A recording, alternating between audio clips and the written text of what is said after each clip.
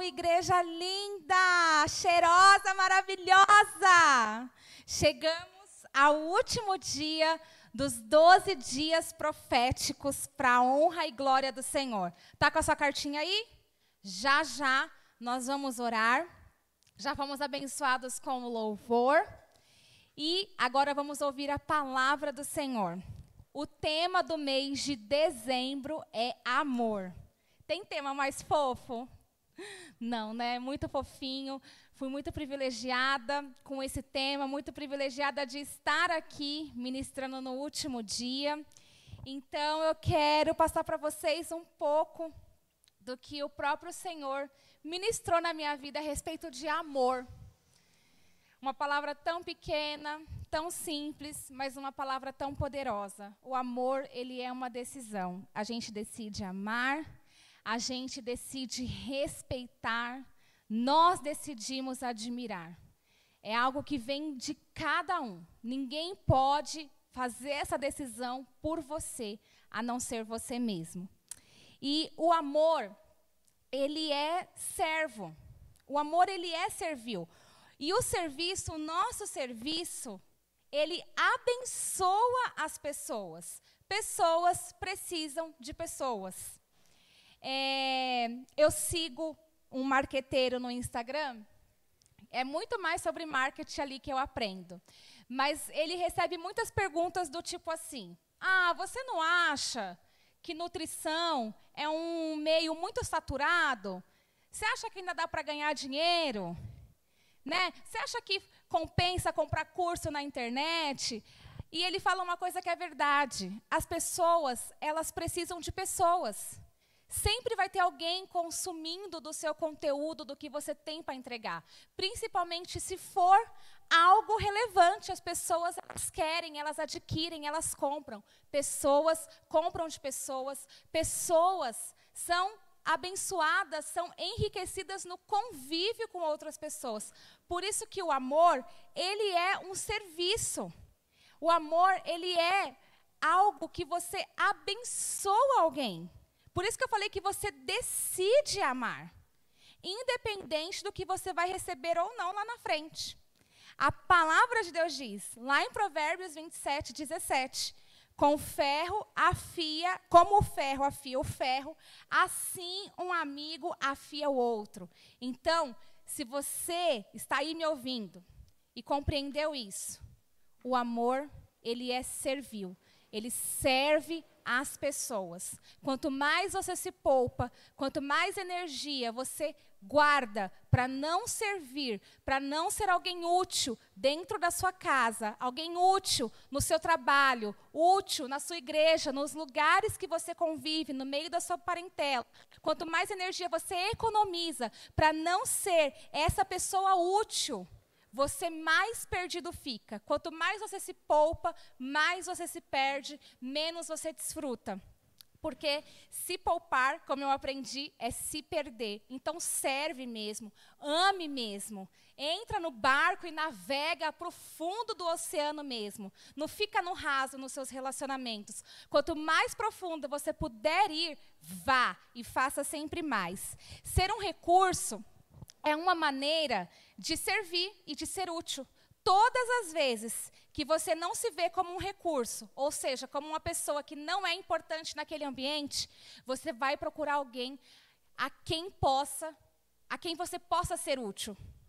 É incrível. As pessoas falam, eu não quero porque eu não quero me sentir usada. Mas quando você caminha na maturidade, você entende que oferecer o seu amor, ser útil, independente de quem quer que seja, é um salto de aprendizado, é um salto para você se tornar uma pessoa melhor. Então, a gente quer servir, a gente quer ser útil. E quando a gente está num lugar que a gente não sente que a nossa presença ela é relevante, isso nos fere. Então, quando nós não temos a maturidade suficiente para entendermos o serviço de uma maneira que ele é seu, e se a outra pessoa quiser te retribuir, é um problema dela. Quando você não tem essa compreensão, é aí que você se machuca. É aí que você quer servir por aparência. É aí que você quer a aprovação das pessoas a qualquer custo. Mas o amor, ele é uma via que vai. Se você vai receber aquilo de volta ou não, é outra história. E é aí que a gente se perde, porque a gente só quer dar se a gente tiver algo em troca.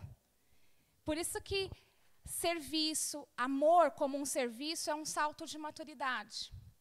Porque você vai abençoar aquela pessoa independente de qualquer coisa. Às vezes, seu casamento é um casamento difícil e você olha para esse marido ou o marido olha para essa esposa e pensa, não vale a pena. Eu faço, ralo, mas ela não reconhece nada, ele não vê nada que eu faço. Enquanto a gente fica nesse vício de pensamento que eu estou fazendo, então eu quero, eu preciso que você retribua, que você veja.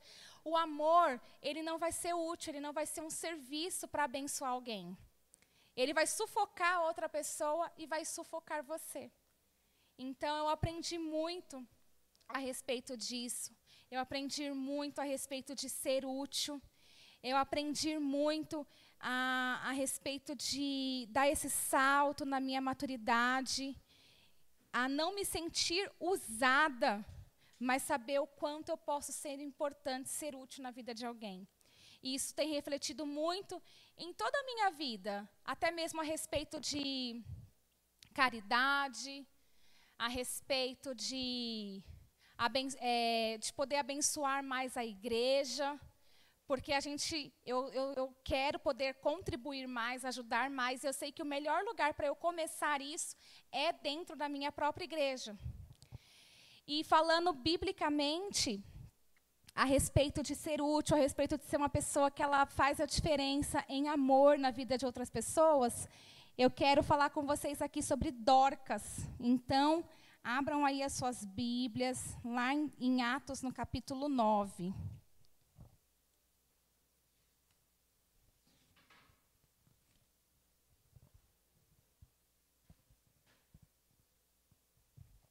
No 36, 9:36. Que diz assim: em sua missão de visitar todas as igrejas, Pedro chegou a Lida e se encontrou com os cristãos da cidade. Ah, não, aqui não, gente.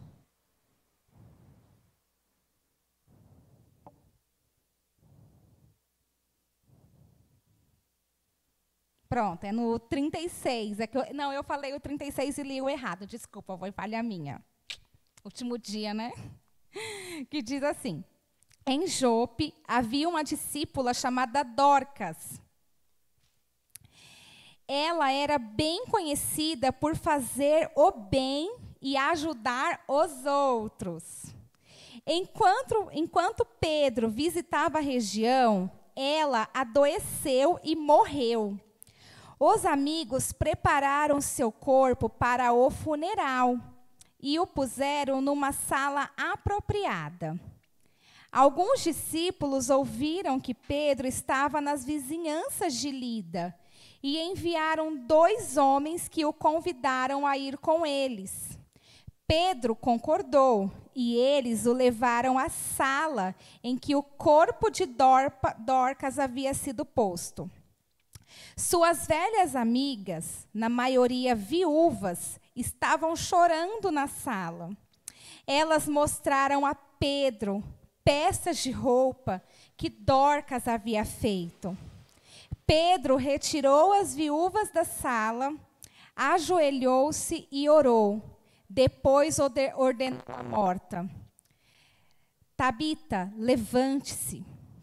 Ela abriu os olhos e, quando viu Pedro, sentou-se. Ele a tomou pela mão e a ajudou. Em seguida, chamou os cristãos e as viúvas e apresentou-a viva. A notícia do milagre correu toda a cidade de Jope.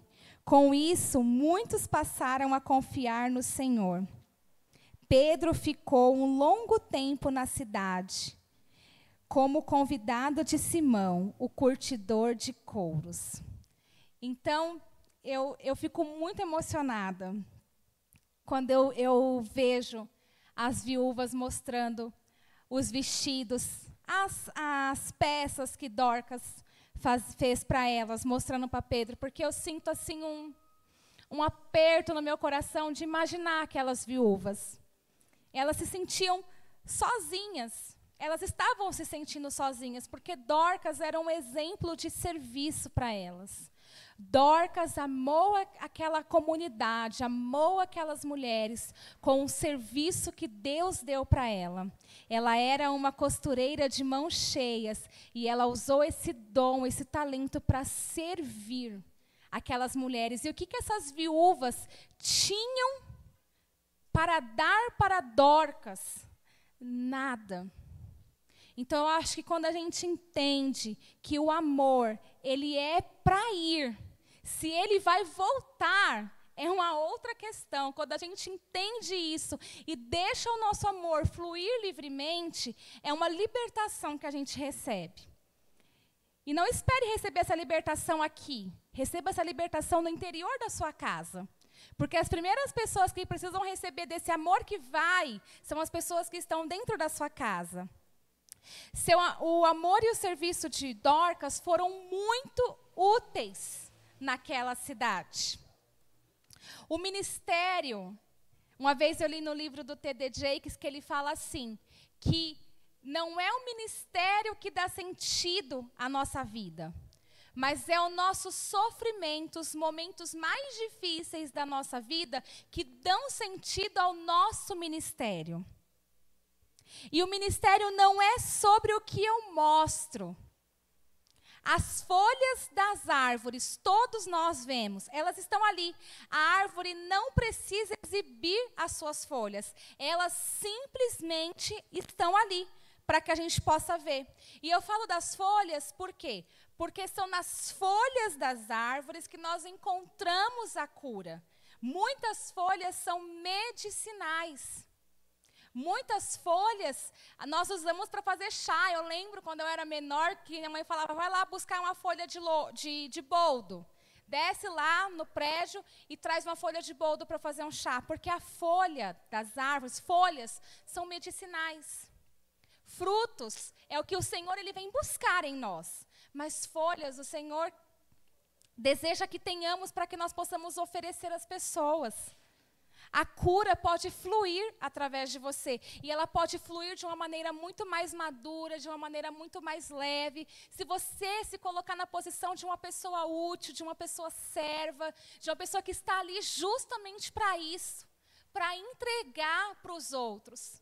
Podem ter pessoas que vão passar pela sua vida que você nunca mais vai ver, mas que você fez uma grande diferença. Que você foi pontual, que você foi assim, cirúrgico, para que aquela pessoa pudesse mudar a vida dela, pudesse mudar a direção, o rumo da vida dela. Então eu vejo esse exemplo, o Dorcas, a vida dela, o seu amor ministrou até quando ela morreu. Aquelas mulheres ali que estavam rodeando o corpo de Dorcas, elas demonstravam pura gratidão.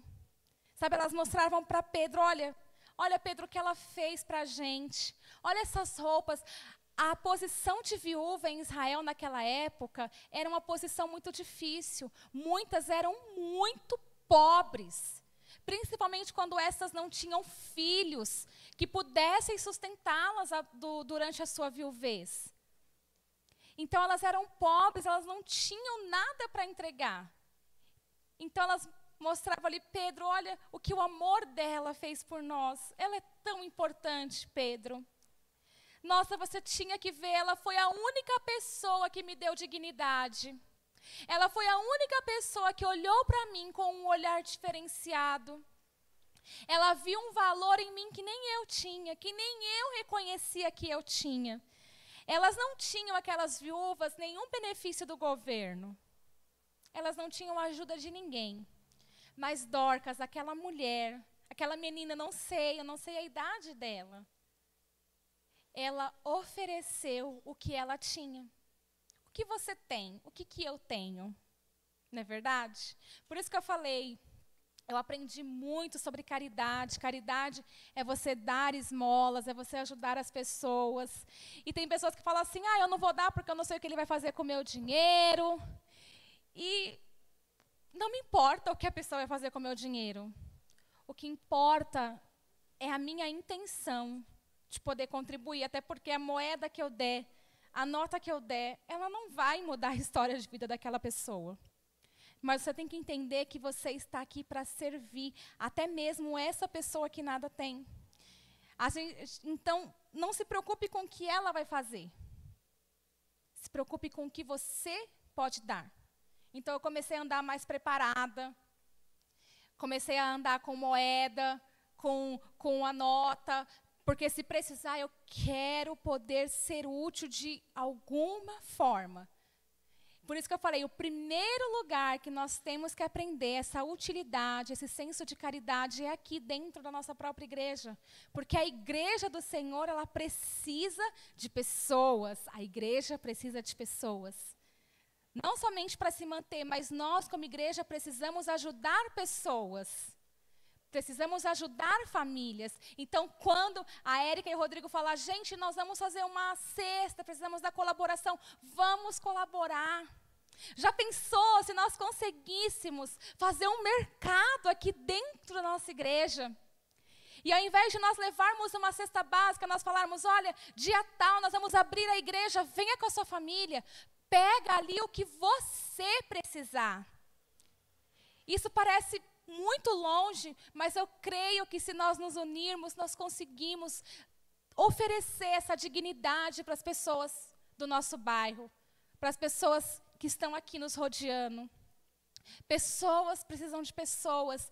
Nós, igreja, precisamos de vocês para nós podermos ajudar famílias que estejam totalmente necessitadas de receber esse amor, de receber esse olhar digno, esse olhar cuidadoso, esse olhar que se dispõe a abençoar. Aquelas túnicas que Dorcas, aqueles vestidos que Dorcas fez para aquelas mulheres, falavam do amor de Deus, falavam do amor de Dorcas em servir. Por isso que uma vez eu ouvi essa frase e eu nunca mais esqueci. O amor é o que o amor faz. O amor é o que o amor faz. O que o nosso amor, ele pode fazer. A gente ama o amor ou a gente ama a ideia de amar? Existe uma grande diferença. Na ideia, tudo é perfeito. Tudo é lindo. Na ideia de amar, você ama já sabendo que vai receber de volta. Mas quando você ama o amor de verdade, você sabe que é uma mão que você está só mandando. Se vai voltar, você não sabe. Mas não vai ser o voltar ou não voltar que vai te impedir de ser essa pessoa que está aqui, pronto para servir. Esses dias eu senti uma vontade enorme de passar novamente por aquele encontro de servos. Eu não sei se você já passou, mas nossa, meu coração assim ficou tão desejoso. Eu falei, como eu queria passar de novo por esse encontro. Como eu queria sentar ali de novo e ouvir todas aquelas palavras. Porque eu quero que o meu lado serva, que a minha capacidade de entregar seja cada vez mais aprimorada, seja cada vez mais amadurecida, para eu poder fazer as coisas com a alma livre, com a alma completa no Senhor. Se eu não estiver aqui para poder amar, para que eu vou estar? Então, que o meu amor, ele faça, que o meu amor não somente fale. Então, que a gente consiga colocar todos os nossos sonhos, os nossos projetos do papel para fora, servindo sem medo, servindo como para o Senhor. E eu quero finalizar essa noite falando sobre o batismo de um amor fraternal. Porque acho que não é a primeira vez que eu falo sobre amor aqui em cima. Tem um louvor que eu amo ouvir. E vira e mexe, eu fico cantarolando em casa. Eu falo, Senhor, ensina-me o teu amor. Que que o louvor fala, ensina-nos o teu amor. E eu canto para mim mesma. Eu falo, Senhor, ensina-me esse amor que serve, esse amor que faz as coisas não pensando em si, mas no outro. Ensina-me o teu amor puro. Ensina-me o teu amor simples e constante. Eu canto para mim mesma, eu mesma fico me ministrando. Então veio muito essa questão desse batismo fraternal. O fraterno é a relação entre irmãos. E nós aqui somos irmãos. Eu sou sua irmã, você é meu irmão, em Cristo nós somos irmãos. Então, se nós tivermos esse amor, onde eu posso te servir, onde eu posso te amar, te respeitar, não desprezar a sua vida, a sua história, e você ter isso por mim, nossa, nós vamos voar. Nós vamos conquistar muito.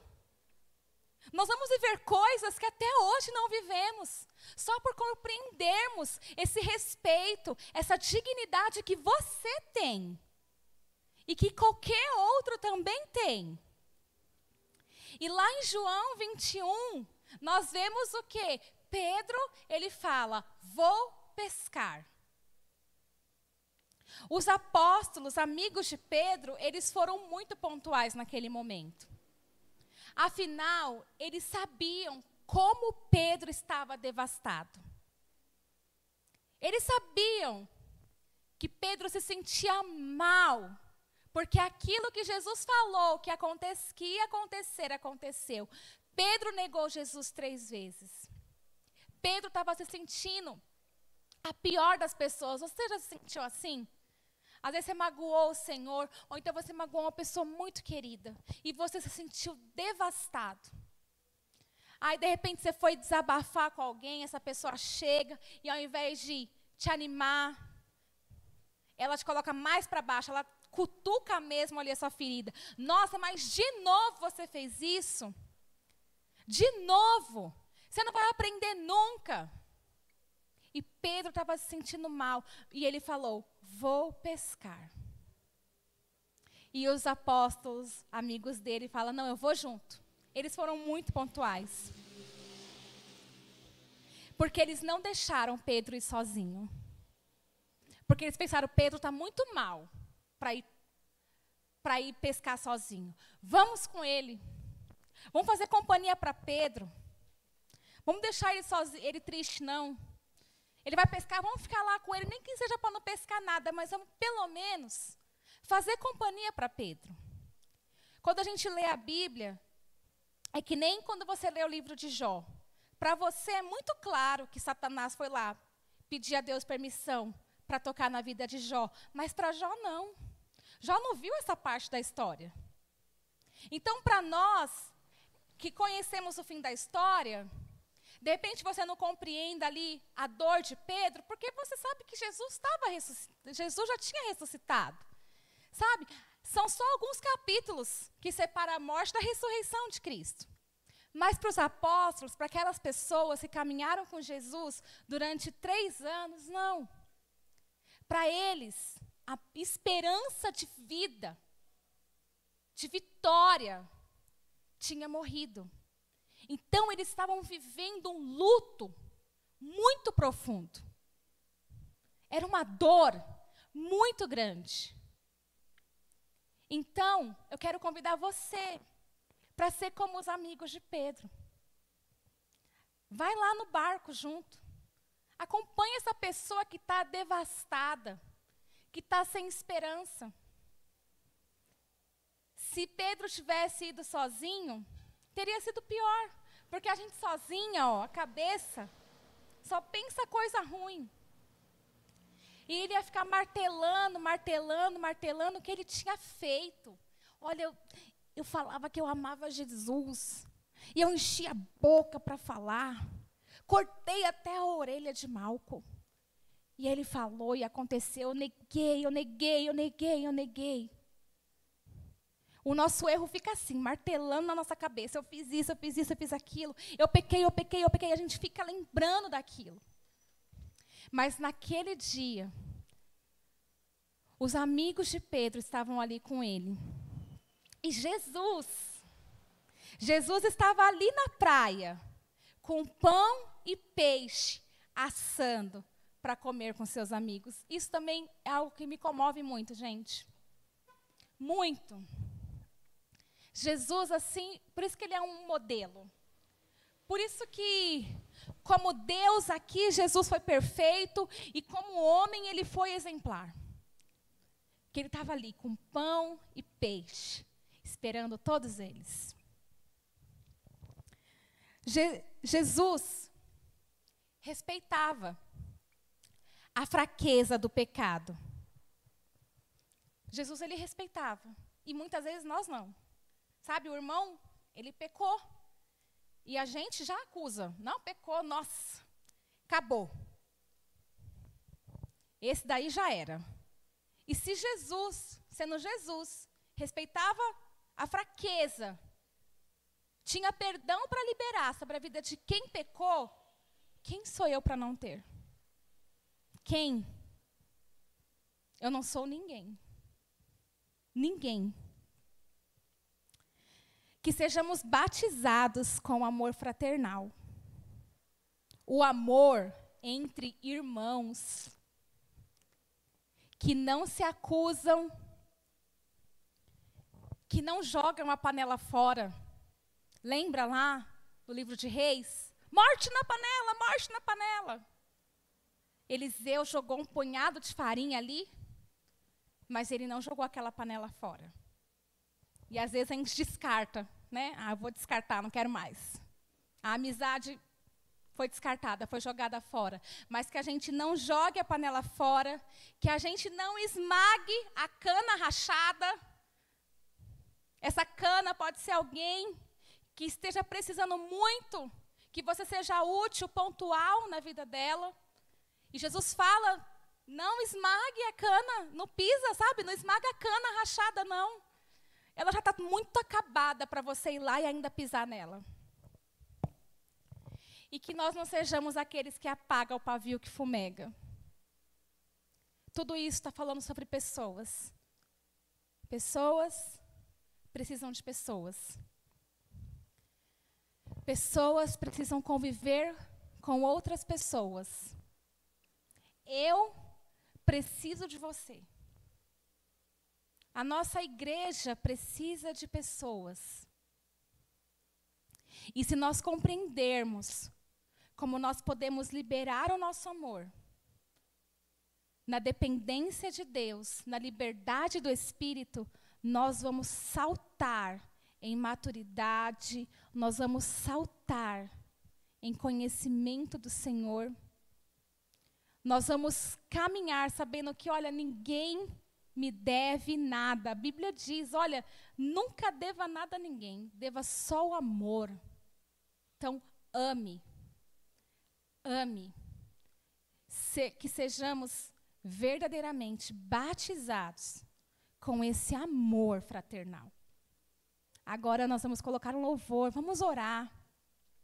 E vamos orar também já pelas nossas cartinhas. Eu quero que você pegue aí a sua carta, a minha está aqui. Foi um privilégio, mesmo que de casa, poder orar pela minha cartinha. Eu falei que esse ano eu fui muito minimalista, pedi pouquíssimas coisas, porque eu sei que tudo que eu preciso, eu encontro no Senhor e tudo que eu preciso está dentro de mim. Então, se o que estiver dentro de mim for bom, tudo será bom, né? Se os teus olhos forem bons, né? Todo o teu corpo será luz. Então, que os meus olhos sejam bons. Eu não quero esmagar a cana rachada. Eu não quero apagar o pavio que fumega. Eu não quero ser aquela que joga a panela fora. Eu quero ter um amor, um respeito pela vida da outra pessoa. Eu quero ser a primeira a liberar o meu amor, que o meu amor vá, que eu seja útil na sua vida. Eu quero ser útil na sua vida.